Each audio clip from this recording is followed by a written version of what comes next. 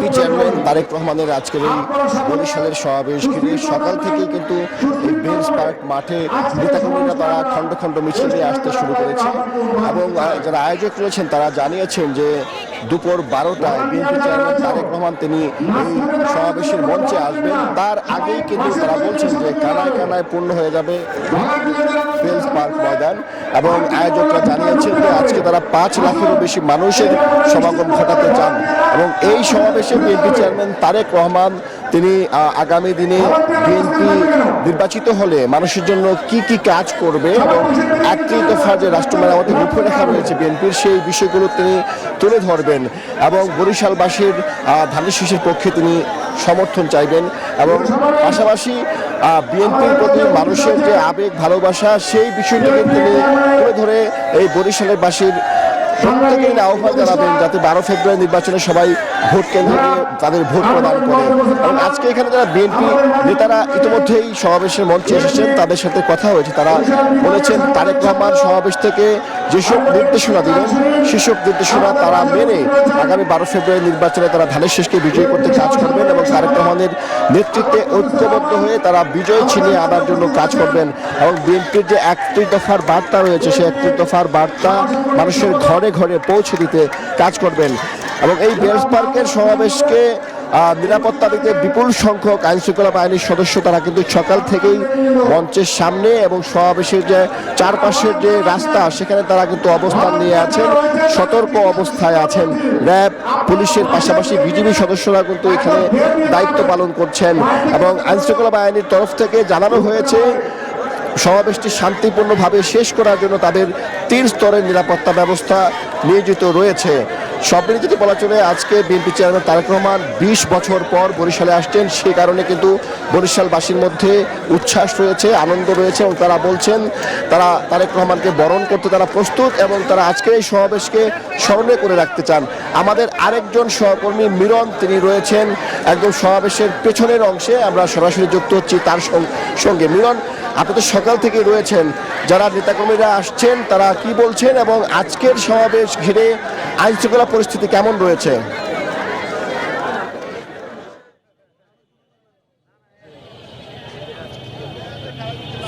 সাইফুল, আপনি ঠিকই বলেছেন যে আজকে সকাল থেকেই কিন্তু বিএনপি চেয়ারম্যান তারেক রহমানের যে জনসভা সেই জনসভাকে কেন্দ্র করে কিন্তু চারদিকে নেতাকর্মীরা যেমন আসতে শুরু করেছেন একই সঙ্গে কিন্তু নিরাপত্তা ব্যবস্থাও কিন্তু জোরদার করা হয়েছে। আপনিও বলেছেন যে আইনশৃঙ্খলা বাহিনী বলেছে 3 স্তর নিরাপত্তা ব্যবস্থা এখানে জোরদার করা হয়েছে। আপনারা যদি একটু ক্যামেরার চোখে দেখায় যে নিরাপত্তা ব্যবস্থার জন্য কিন্তু বিজিবি, র্যাব, পুলিশ সহ অন্যান্য যে গোয়েন্দা সংস্থা তারা কিন্তু এখানে নিরাপত্তা জোরদার করবার জন্য ব্যবস্থা করেছেন এবং আমরা সকাল থেকেই দেখেছি যে অনেক নেতাকর্মীরা কিন্তু বিভিন্ন জেলা উপজেলার থেকে নেতাকর্মীরা আসছে। আমরা যদি একজন নেতার সঙ্গে একটু কথা বলি যে তারেক রহমান আসছে 2 দশক পর, কেমন লাগছে, উচ্ছ্বসিত কিনা নেতাকর্মীরা? আজকে তারেক রহমান বরিশালের মাটিতে আসছেন, শুধু নেতাকর্মী না সর্বস্তরের জনগণ আজকে আনন্দিত উদ্বেলিত। আজকে এই জনসভা থেকে আমরা তারেক রহমানকে একটি বার্তা আমরা জানিয়ে দিতে চাই, ইনশাআল্লাহ আপনাদের সহযোগিতা এবং সর্বস্তরের জনগণকে নিয়ে আগামী 12 ফেব্রুয়ারি ধানের শীষে ভোট দিয়ে বরিশালের বিভাগের প্রতিটি আসন জনগণের ভোটে ইনশাআল্লাহ তাকে দেওয়ার চেষ্টা করব এবং সারা বাংলাদেশের ধানের শীষের ভোট নিয়ে জনগণের একটি সরকার, বিএনপি সরকার প্রতিষ্ঠা হবে এবং এই বরিশাল থেকে তারেক রহমানের কাছে আমাদের দাবি থাকবে বরিশালকে উন্নয়ন করা, যেমনিভাবে মরহুম শহীদ জিয়া, বেগম খালেদা জিয়া, মরহুমা খালেদা জিয়া যেমনিভাবে উন্নয়ন করে গিয়েছেন তাদের স্বপ্ন বাস্তবায়নের জন্য আমাদের তারেক রহমানের কাছে দাবি থাকবে। যেমনটা বলছিল যে এই মাটি হচ্ছে বা ধানের শীষের মাটি, এই মাটি খালেদা জিয়ার ঘাঁটি, এই মাটি শহীদ প্রেসিডেন্ট জিয়াউর রহমানের ঘাঁটি।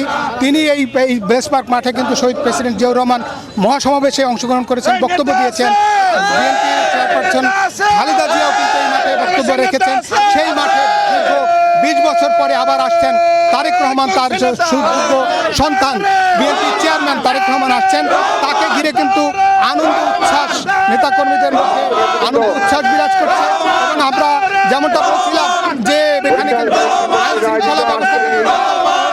আইন শৃঙ্খলা আমরা দেখছি যে বিজেপি, র্যাব, পুলিশ সহ 3 স্তরের নিরাপত্তা ব্যবস্থা জোরদার করা হয়েছে। সব মিলে এই জনসভা জনসমুদ্রে পরিণত হবে এমনটা বলছেন নেতাকর্মীরা।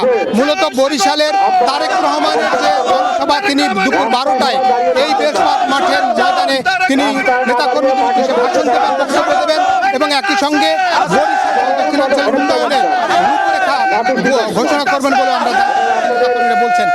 এই ছিল মূলত বরিশাল থেকে আমার কাছে বেলস পার্ক মাঠ থেকে বিএনপি চেয়ারম্যান তারেক রহমানের জনসভার সবচেয়ে তথ্য।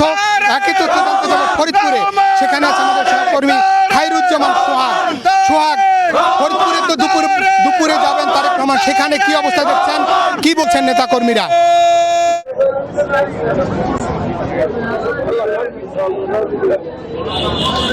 ধন্যবাদ মিলন। আপনি জানেন যে বরিশালের সমাবেশ শেষ করে কিন্তু ফরিদপুরে দুপুর 2টা নাগাদ এই রাজেন্দ্র কলেজ মাঠে কিন্তু একটি নির্বাচনী জনসভায় যোগ দেওয়ার কথা রয়েছে বিএনপি চেয়ারম্যান তারেক রহমানের। সেই চেয়ারম্যানের আগমন উপলক্ষে আমরা দেখতে পাচ্ছি যে বিএনপির নেতাকর্মীদের মাঝে কিন্তু উৎসবের আমেজ বিরাজ করছে। আমরা দেখেছি যে বিভিন্ন এলাকা থেকে, পাড়া মহল্লা থেকে, বিভিন্ন যে পার্শ্ববর্তী জেলা রয়েছে সেখান থেকেও কিন্তু দলে দলে নেতাকর্মীরা মিছিল নিয়ে আসছেন এবং নানা স্লোগানে কিন্তু মুখরিত হয়ে উঠেছে রাজেন্দ্র কলেজ মাঠ প্রাঙ্গণ। ফরিদপুরে এই প্রথমবারের মতো এই তারেক রহমানের আগমনে উপলক্ষে ফরিদপুর জেলা নেতা যারা রয়েছেন তারাও কিন্তু উজ্জীবিত হয়ে রয়েছেন।